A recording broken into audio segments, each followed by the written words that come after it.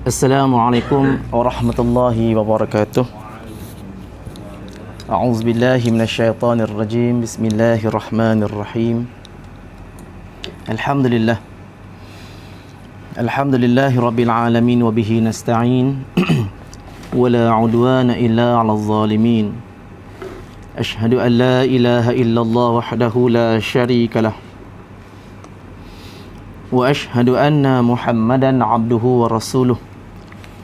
Allahumma salli wa sallim wa barik ala Muhammad ibni Abdullah wa imamil muttaqin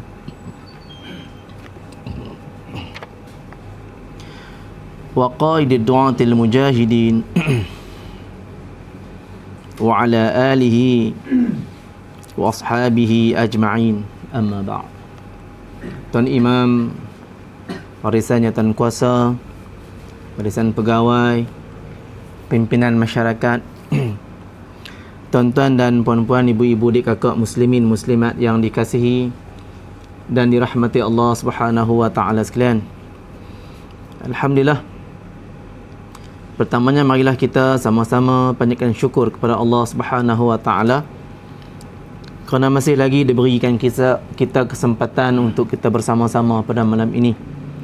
Moga-moga tuan-tuan dengan kehadiran kita ini menambahkan lagi amal soleh yang kita lakukan pada hari ini, bermula daripada bangkit tidur tadi sampailah ke saat ini.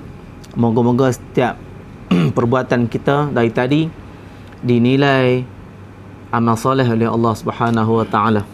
Moga-moga ianya menjadi pemberat di akhirat kelak, insya-Allah.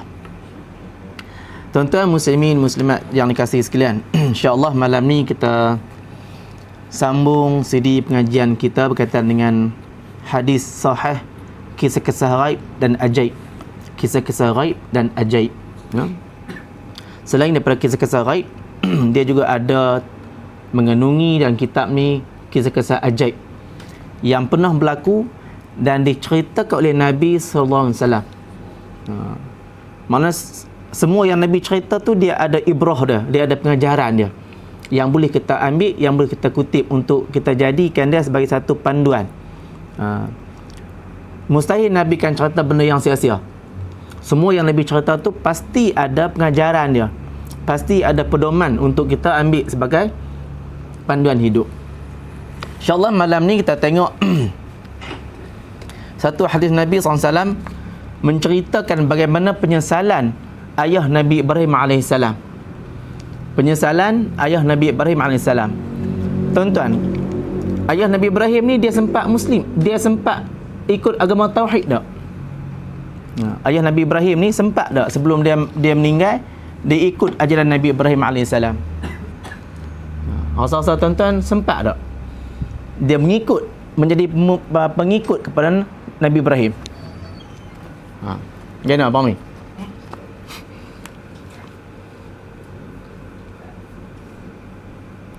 Dia sempat tak? Tak sempat tuan-tuan. Tak sempat. Hadis ni menceritakan bagaimana menyesalnya ayah Nabi Ibrahim yang bernama Azar ni di akhirat kelak. Daripada Abu Hurairah dia kata daripada Nabi SAW katanya, yalqa Ibrahim abahu Azar yaumal qiyamah. Nabi Ibrahim pada hari kiamat nanti dia akan berjumpa dengan ayah dia sendiri. Dalam hadis ni sebut Nabi Ibrahim berjumpa dengan ayah dia Azar di hari kiamat nanti, pada hari kiamat nanti. Yang ni tuan-tuan satu keadaan yang mana tak mustahil kita akan boleh jumpa dengan adik-beradik kita, saudara kita, jiran tetangga kita, siapa saja yang ada ni, tak mustahil kita boleh jumpa di sana. Sama ada dia Muslim ataupun dia tak Muslim. Ini satu keizinan yang Allah bagi kat kita. Kita jumpa sama ada dia Muslim ataupun bukan Muslim, sama ada siapa saja kita akan jumpa. Yang ni satu peluang lah Allah bagi jumpa. Wa ala wajhi Azar qataratun wa ghabaratun, dan pada wajah Azar ni nama ayah Nabi Ibrahim. Tuan-tuan, kadang-kadang ada nama-nama yang kita duk dengar tu tuan-tuan, kadang-kadang tak disebut oleh Quran, tak disebut oleh hadis. Tapi yang ni ayah Nabi Ibrahim disebut oleh Quran, disebut oleh hadis. Nama dia Azar. A-Z-A-R. Alif Zaira. Azar. Disebut oleh Nabi SAW sendiri. Dan Quran pun sebut nama dia. Pada hari kiamat ni, Allah izinkan Nabi Ibrahim bertemu dengan ayah dia Azar. Tuan-tuan, wa ala wajhi, pada muka dia, muka Azar ni, qataratun wa ghabaratun.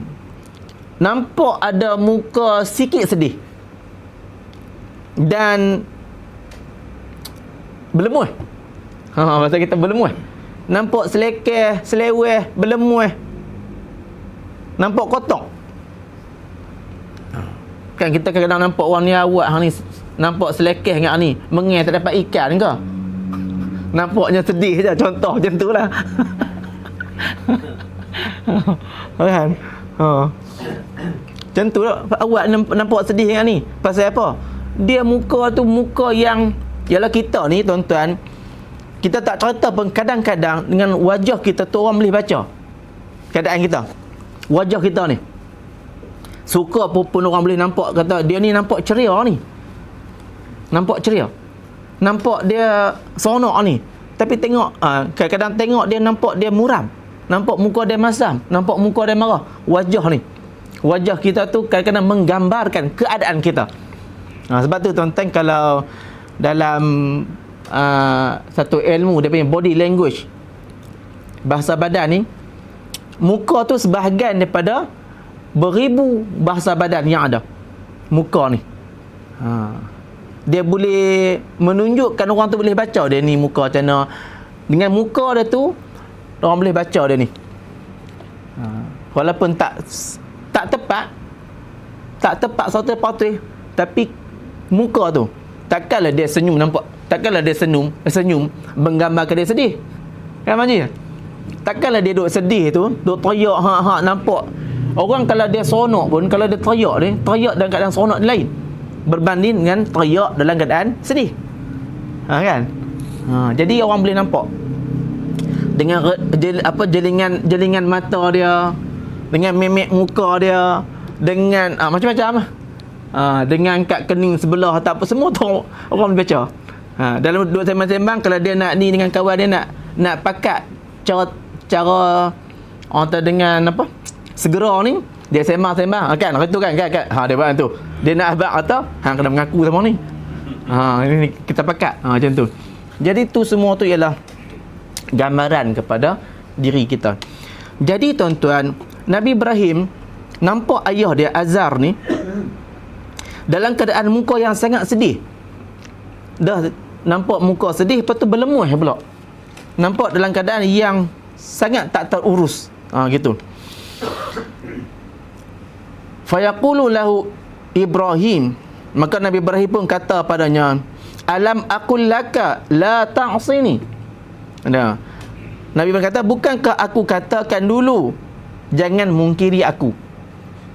Nabi Ibrahim kata, bila Nabi Ibrahim nampak ayah dia nampak bermuram, nampak muka sedih, nampak muka tak ceria, nampak muka dalam keadaan muram ni, dengan penuh dengan debu, berlemuh apa semua, Nabi Ibrahim kata, alam aqul laka la ta'sini. Bukankah aku dulu habaq dah kat hang? Bukankah aku dulu dah habaq dekat ayah? Kata jangan ingkar kepada aku. Tuan-tuan, di sini, di dunia ni, siapa boleh ingkar? Kita ajak kepada kebenaran. Fir'aun tu, kalaulah dia, Allah bagi hidayah tuan-tuan, dia terima awal lagi. Pasal dia yang membesarkan Nabi Musa AS, Nabi Muhammad sendiri tuan-tuan. Abu Lahab, pak menakan dia. Abu Talib yang cinta kat dia. Abu Talib tak lekeh orang tuan-tuan, dia cinta kat Nabi. Tapi sayangnya cinta dia tu tidak membawa dia kepada syurga. Kerana cinta Abu Talib tidak iman. Dia cinta kat Nabi, dia cinta kepada Nabi, tapi tidak membawa dia kepada kepada syurga, nampak macam cinta. Abdullah bin Ubay nampak macam taat kat Nabi, tapi Abdullah bin Ubay tidak membawa ketaatan dia kepada syurga Allah Subhanahu Wa Taala. Sebab apa? Munafik. Sama-sama akidah dengan Abu Lahab ya. Cuma yang membezakan dia kerana dia mengaku beriman, tu je. Kan, wa minan nasi man yaqulu amanna billahi wa bil yaumil akhir wa ma hum bimumin. Ni ayat untuk orang munafik. Sebahagian daripada orang depa ni, pok-pok ni mengaku depa beriman kepada Allah dan hari kiamat. Dan hari kiamat. Mengaku beriman. Mengaku beriman kepada Allah, mengaku beriman pada hari kiamat, mengaku. Tapi wa ma hum bimumin. Depa tak beriman sebenarnya. Tu munafik. Abdullah bin Ubay dengan Abu Lahab tu sama. Depa punya level tu sama. Yang beza depa istilah depa. Yang ni terang-terang tentang, yang ni pula tentang saya sembunyi-sembunyi. Tapi hakikat dia akhirnya semua orang tahu. Kata Abdullah bin Ubay adalah munafik. Sehingga kan Umar tak bagi Nabi solat ni masa dia mati tu. Gitu. Jadi tuan-tuan muslimin muslimat yang dikasihi dan dirahmati Allah Subhanahu Wa Taala sekalian. Nabi Ibrahim kata kepada ayah dia, bukankah aku habaq dah dulu ni? Kata jangan ingkar kepada aku. Jadi tuan-tuan muslimin muslimat sekalian, Nabi Ibrahim ni dia membesar di mana? Nabi Ibrahim Babylon. Babylon ni satu kota yang diwujudkan dalam tamadun Mesopotamia. Kalau tuan-tuan tengok dalam sejarah, Mesopotamia adalah satu tamadun yang mula-mula sekali wujud. Dikatakan dalam dunia antara tamadun yang mula-mula wujud dan antara tamadun yang rakyat dia tidak hidup secara nomad. Nomad ni dia pindah handah. Pindah handah, tu nomad. Mesopotamia.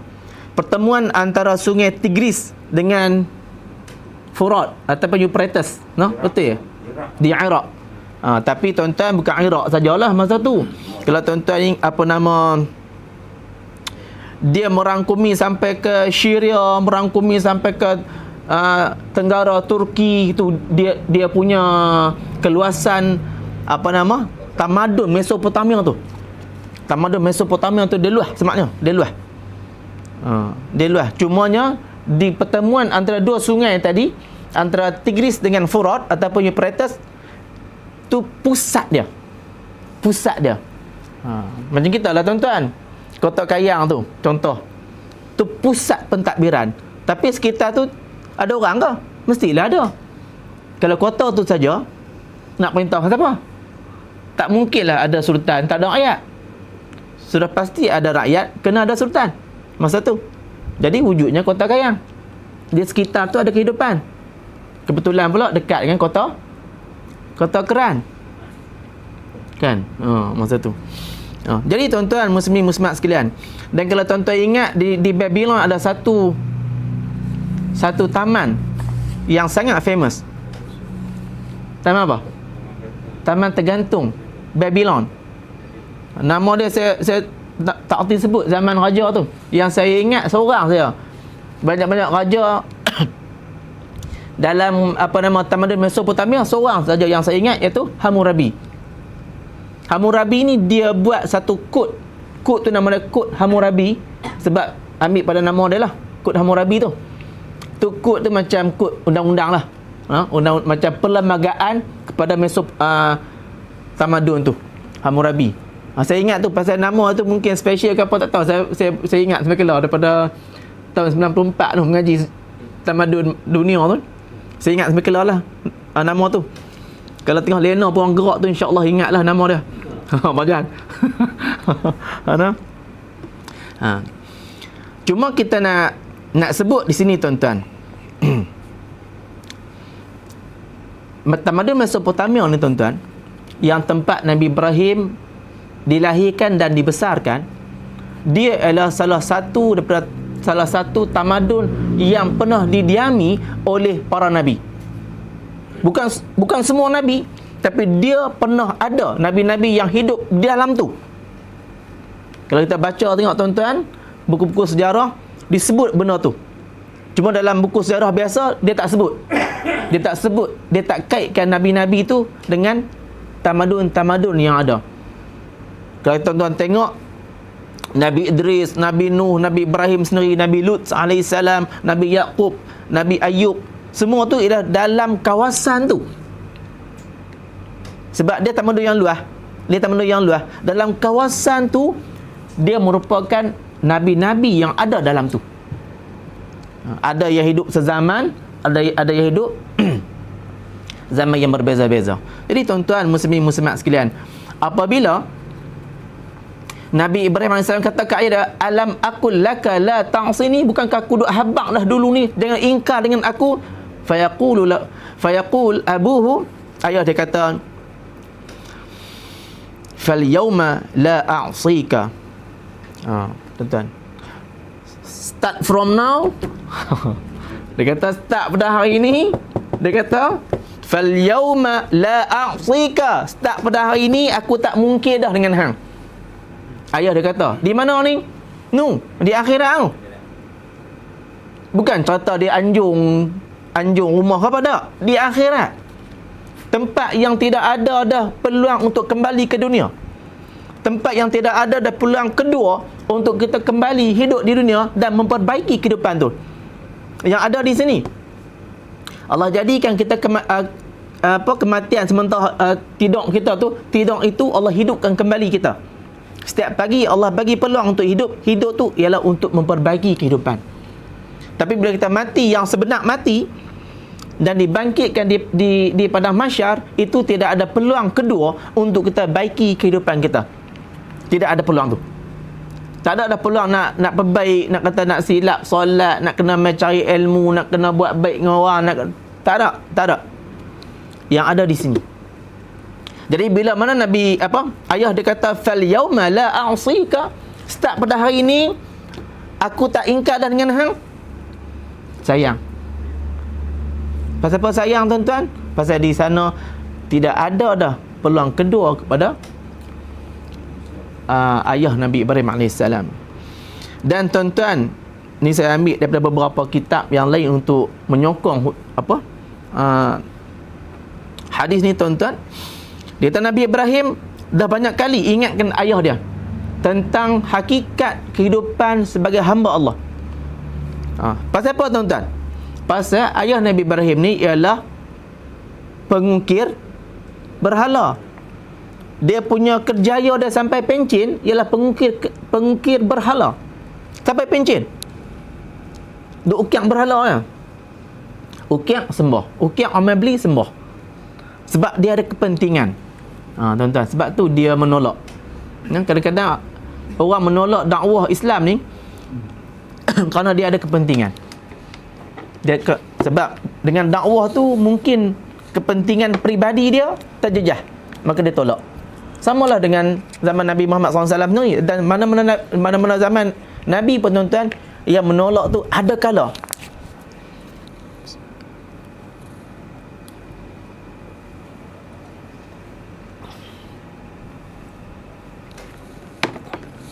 Ada kala kerana kebodohan. Sebab tu dia tolak dakwah Nabi. Sebab kerana dia bodoh. Kebodohan umat. Dan yang kedua kerana dia ada kepentingan. Ayah Nabi Ibrahim ada kepentingan. Kalau dia tolak dakwah, kalau dia terima dakwah Nabi Ibrahim AS dan mengikut ajaran Nabi Ibrahim, sudah pasti dia akan kehilangan kerja dia. Pada dia. Dia menganggap bila dia tolak tu, dia kan habis ada nak cari kerja apa dah. Nak cari kerja apa? Aku hati ni ya. Aku ni ahli muzik saja. Kalau nak buat suara lain aku tak boleh lah. Macam kecil selamat duk heret atas tak boleh buat apa. Mula Nyonya Mansur marah. Kan? Jadi dia tengok tu saja. Bila dia terima dakwah Nabi Nabi Ibrahim AS, bermakna dia dah menghilangkan sumber pendapatan dia pada anggapan dia macam tu. Jadi tuan-tuan, dia menolak dakwah tu atas faktor-faktor kepentingan diri dan kedegilan dia, kerah hati. Maka Allah jelaskan hal-hal ni Allah jelaskan cerita Nabi Ibrahim mengajar ayah dia kepada agama Allah dalam Quran ni banyak tempat. Saya kutip satu dua tempat yang untuk boleh kita ambil ibrah bersama.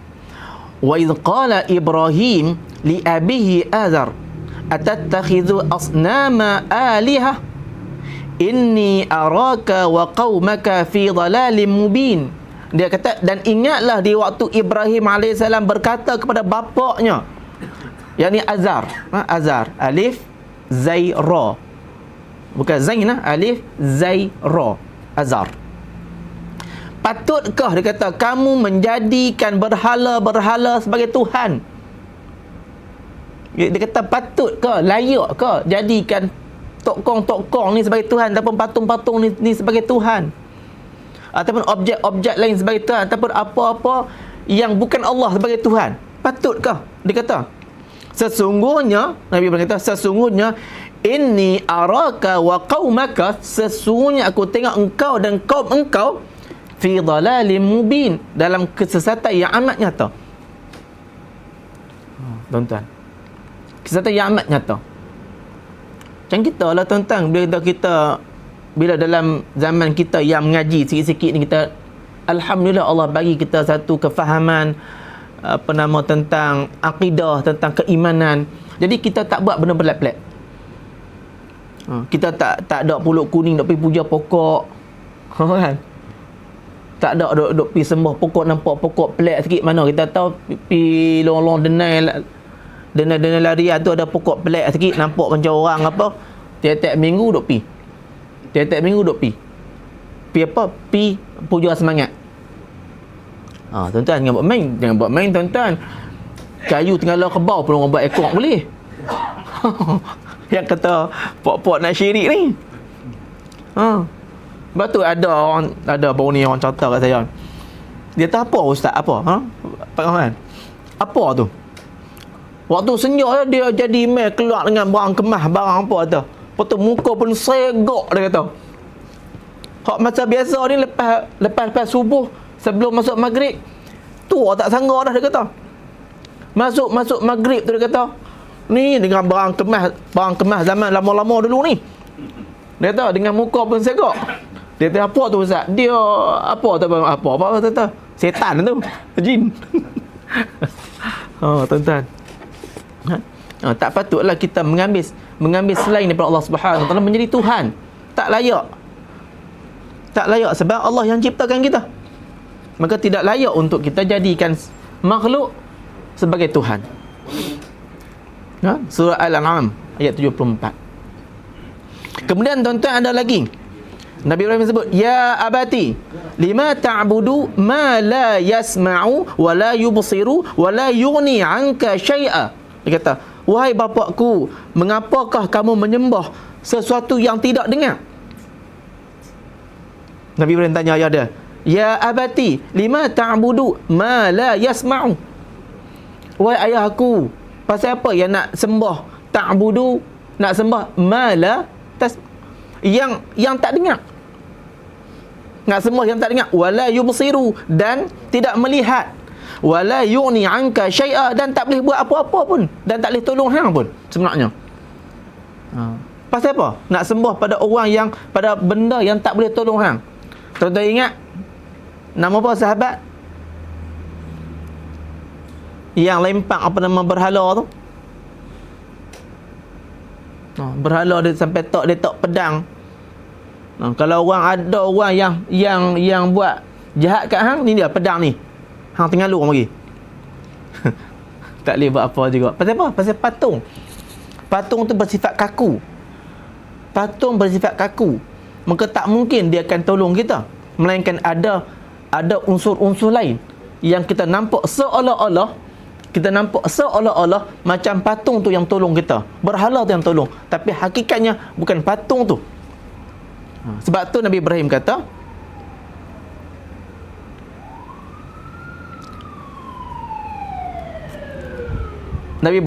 wala yughni 'anka syai'a, sedangkan hang sembah orang yang tak boleh tolong hang sikit pun tak boleh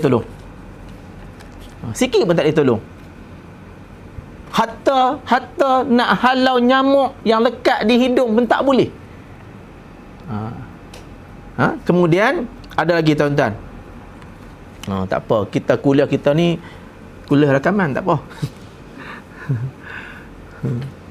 Ya abati, inni akhafu an yamassaka azabun minar rahman fatakuna lisyaitani waliya. Wahai bapa aku, sesungguhnya aku khawatir bahawa kamu akan ditimpa azab dari Tuhan yang Maha Pemurah. Tuan-tuan nampak, walaupun Nabi Ibrahim sebut tentang azab, tapi Nabi Ibrahim sebut tentang sifat Rahman Allah tu.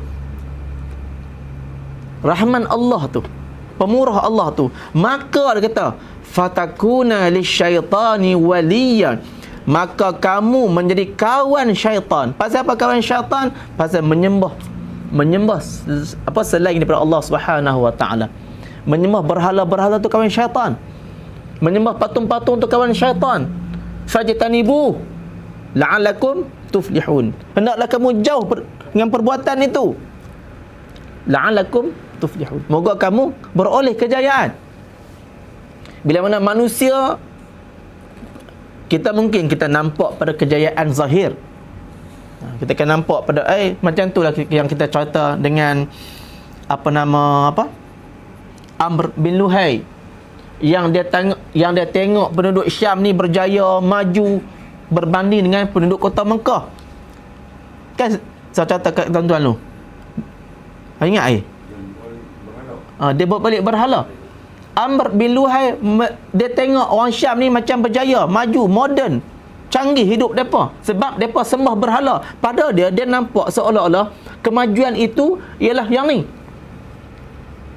Hakikat orang mukmin, kemajuan itu macam mana? Hakikat kemajuan orang mukmin bukan saja di dunia, bahkan di akhirat. Wa qina azaban nar, dan selamat daripada azab api neraka. Tu kejayaan orang mukmin, dia nampak macam tu. Berbeza dengan kejayaan orang yang tak beriman. Dia nampak kejayaan tu hanya sebatas dunia. Sebab tu kehidupan dia hanya nampak dunia. Dan dia terlupa untuk mengkoreksi, apa orang kata, mengislahkan diri dia, kehidupan dia kepada kehidupan yang lebih berkualiti di sisi Allah Subhanahu wa taala. Kemudian tuan-tuan, bila Nabi Ibrahim duk kata ni tuan-tuan, ni dalam surah Maryam, kata, maka kamu ni nak jadi geng setan kan ni, duk sembah benda-benda yang macam ni. Tuan-tuan tahu ayah dia jawab apa? Araghibun anta an alihati ya Ibrahim? Hang ni aku nampak macam benci sungguh dengan Tuhan-Tuhan aku ni, wahai Ibrahim. Ni surah Maryam juga ayat 46. Dia kata, aku nampak hang ni seolah macam benci sungguh dengan Tuhan-Tuhan aku ni, wahai Ibrahim. La illam tantahi la arjumannaka. Kalau hang tak berhenti daripada benci ni, hang tak berhenti daripada duk ajak apa semua ni, kalau hang tak berhenti buat perbuatan ni, aku kejam hang. Wahjurni maliya, hampir jauh.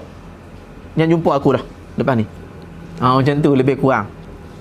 Kalau hang tak berhenti benda ni, perbuatan hang ni, duk ajak aku pada sembah Tuhan hang, duk ajak aku tinggal perbuatan aku yang duk bisnes dengan tokong ni, hang duk ajak aku apa semua ni, hang ingat, la arjumannak, aku kejam hang.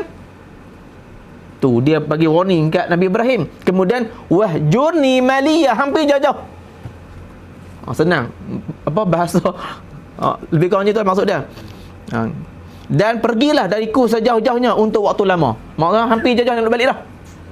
Macam ayah perambat anak perambat dah bantah sangat, larang tak apa semua tak dengar. Dululah kalau anak-anak law ni tuan-tuan, dia tetak pada mak pak habis mati habis.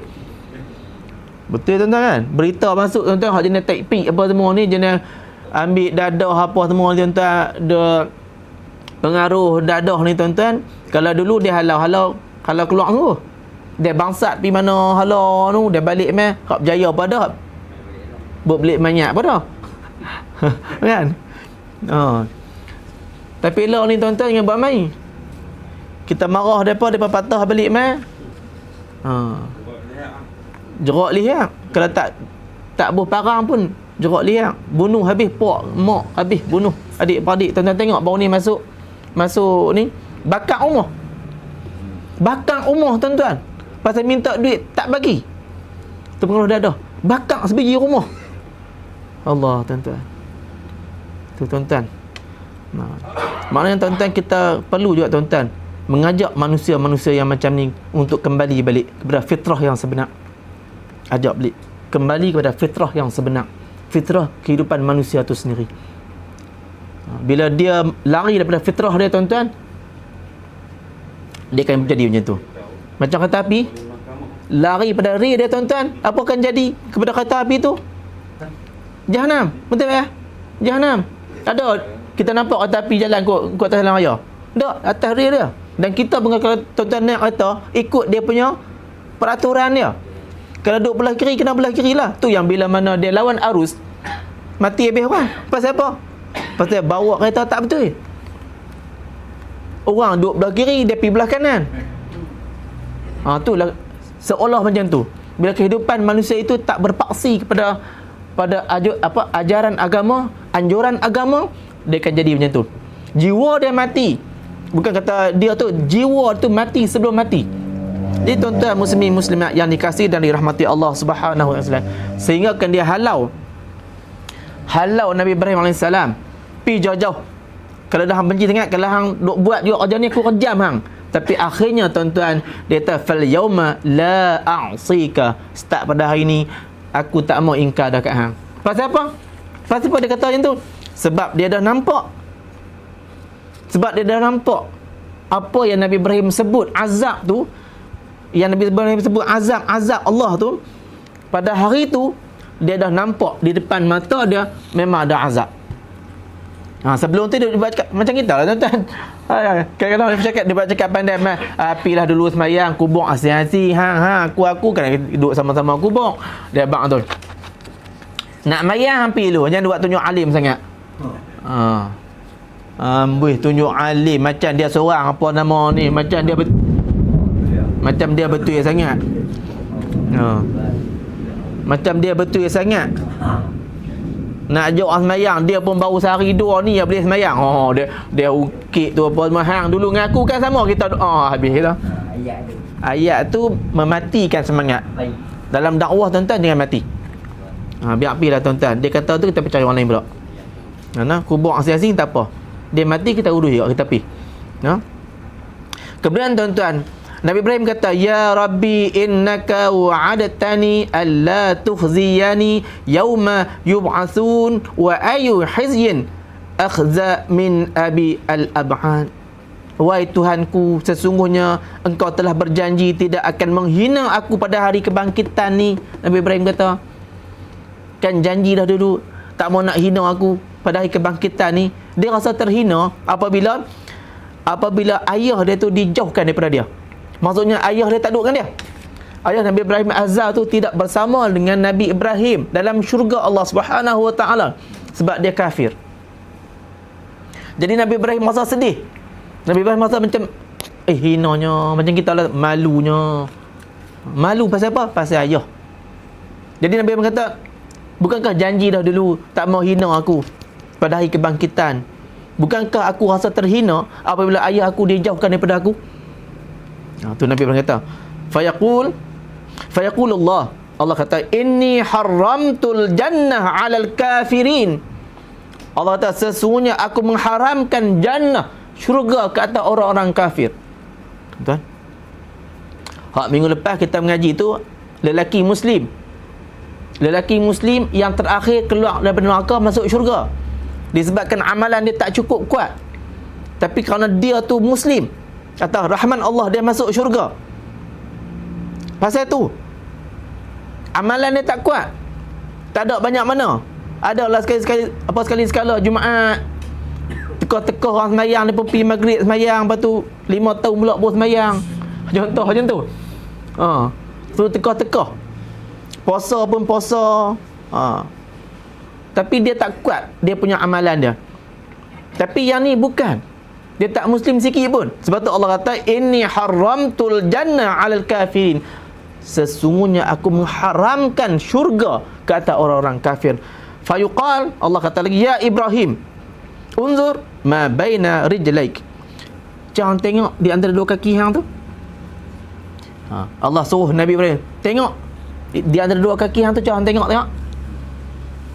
Allah arahkan Nabi Ibrahim selepas Allah kata, aku haramkan syurga al kafirin. Allah tu tengok. Bila dia tengok tuan-tuan, fayanzur, dia tengok, fa iza huwa bizikhin multatikhin fayu'khazu biqawaimi fayulqa finnar. Maka tuan-tuan, bila dia tengok antara dua kaki dia ni, dia nampak seekor dubuk. Setengah-setengah dia menterjemahkan apa nama serigala. Setengah kitab dia menterjemahkan sebagai anjing. Dia tengok, ada anjing ataupun ada dubuk. Dubuk ni binatang jahat. Dia kalau hutan pun dia suka jenis penyamun ni. Jenis samun orang binatang lain duk memburu, dapat dah mangsa tu, dia samun tu. Jenis dubuk ni jahat. Dia balas orang. Dubuk ni. Jadi apa? Allah suruh Nabi Ibrahim tengok di antara dua kaki yang tu. Tiba-tiba bila Nabi Ibrahim tengok, nampaklah seekor dubuk yang sangat kotor. Berlemuh macam tadi juga. Berlemuh macam tadi juga. Kotor, sangat kotor. Serigala ataupun anjing tu. Maka dipegang kakinya, fayu'khadhu biqawaimi fayulqa finnar. Dipegang kaki dia, dihumban dalam dan neraka Allah Subhanahu Wa Taala. Itu sebagai satu pertukaran supaya Nabi Ibrahim tak nampak kata muka ayah dia masuk dalam neraka. Tu Allah nak muliakan Nabi Ibrahim AS, tuan-tuan, macam tu. Kalau apa nama tengok kepada apa nama muka tu mungkin ikut tak sampai hati. Jadi Allah tukarkan ayah Nabi Ibrahim AS kepada dubuk tadi yang berlemuh, yang kotor tu. Jadi dipegang kaki, dihumban dalam neraka Allah Subhanahu Wa Taala. Akhirnya masuk neraka jugalah. Hadis ni hadis sahih Imam Bukhari. Hadis sahih Imam Bukhari. Bukan kata duk bawa cerita penglipu lara apa kes apa sabu satu malam kau sang kancing dengan boya, kau sang kancing dengan tu semua bohong. Tambah sang kancing dengan kisah sang kancing ni, tuan-tuan, saya tak apa berkenan kalau dibaca kepada budak-budak, sebab dia menipu demi kepentingan dia.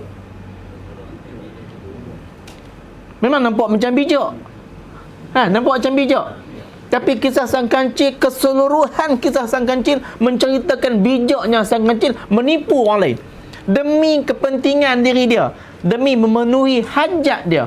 Kalau kita duk cerita kata kat anak-anak kita, tuan-tuan tunggu tengok besar-besar nanti.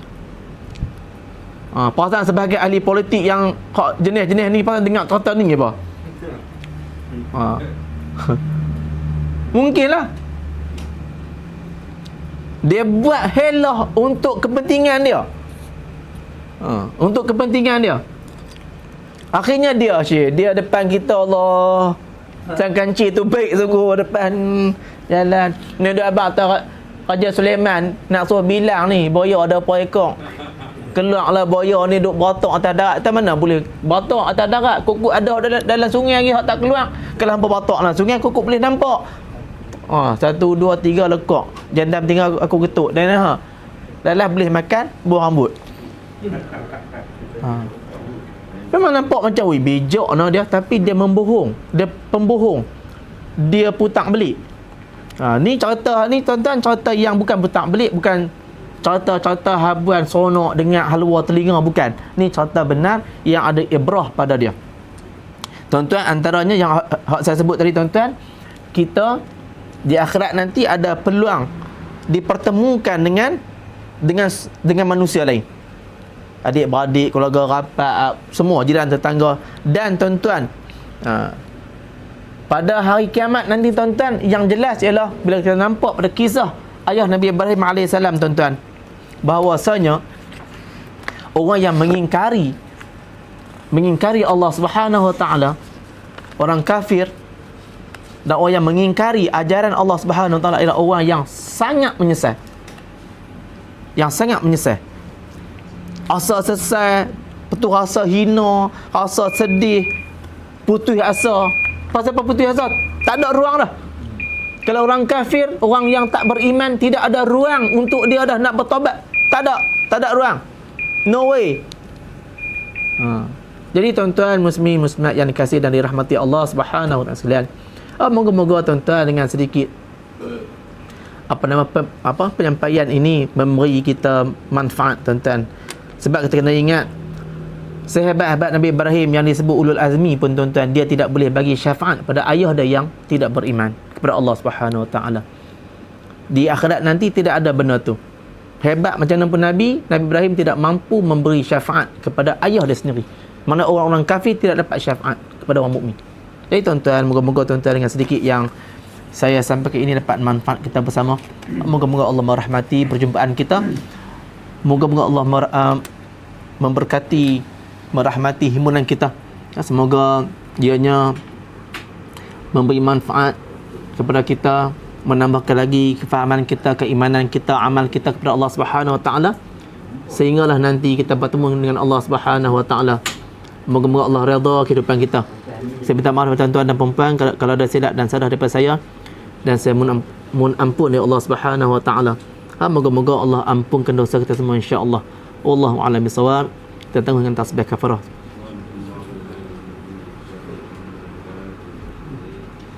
Assalamualaikum warahmatullahi wabarakatuh.